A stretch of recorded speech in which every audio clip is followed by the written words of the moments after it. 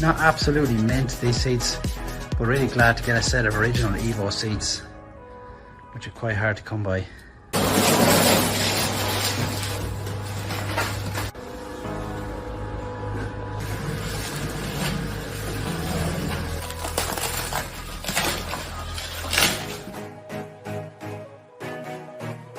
Although some of your purists probably aren't going to be happy, this is the Evo 7 spoiler and this is an Evo 8 spoiler. I've always preferred the Evo 8 spoiler, so that's the one I'm going to be fitting.